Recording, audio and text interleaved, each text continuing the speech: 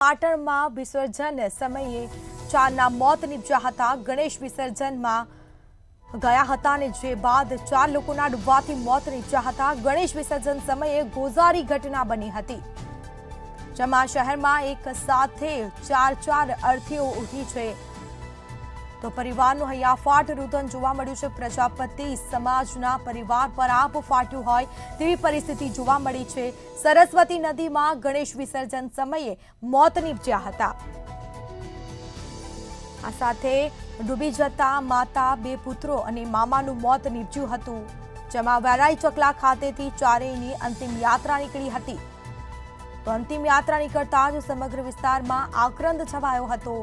પરિવારનું એ હૈયાફાટ રુદન એક સાથે 4 લોકોની અર્થી ઉઠતા જ પરિવાર પર આબ ફાટ્યું હોય તેવી પરિસ્થિતિ સર્જાઈ હતી। આખું ગામ હિટકે ચડ્યું, જેમાં સરસ્વતી નદીમાં ગણેશ વિસર્જન સમયે આ ઘટના બની હતી।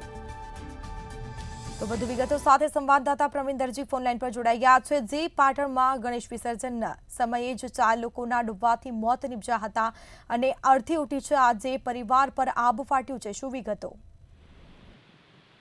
जी स्मिता, जो बात करिए पाटण शहर की, तो पाटण शहर में गणेश विसर्जन समय एक गोजारी घटना बनी थी।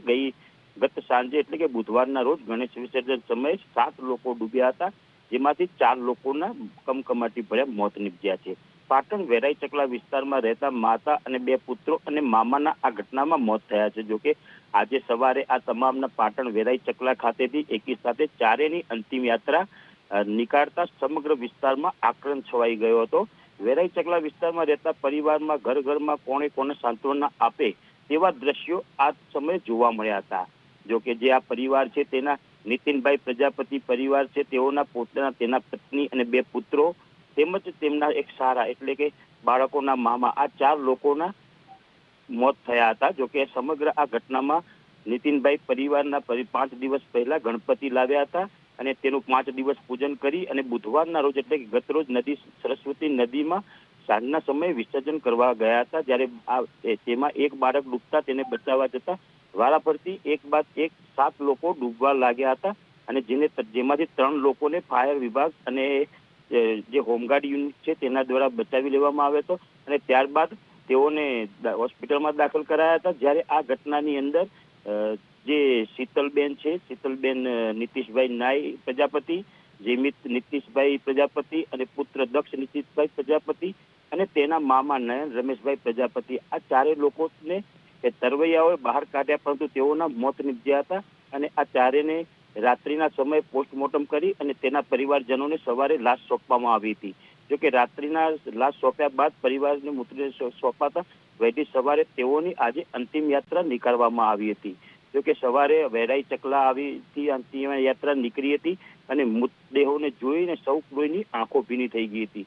સમગ્ર આ ઘટનાને લઈને હાલમાં પૂરા જે પાટણ શહેર છે તેની અંદર દુઃખદ અને શોકમગ્ન વાતાવરણ જોવા મળી રહ્યું છે।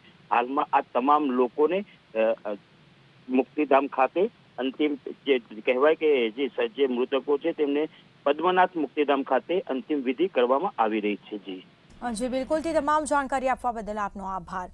તો પ્રજાપતિ સમાજના પરિવારજનોનું એ હૈયાફાટ રુદન, જેમાં ડૂબી જતા માતા અને 2 પુત્રો અને મામાનું મોત નીપજ્યું। વરાઈ ચકલા ખાતેથી ચારેયની અંતિમ યાત્રા નીકળી છે। અંતિમ યાત્રા નીકળતા જ સમગ્ર વિસ્તારમાં આક્રંદ છવાયો છે।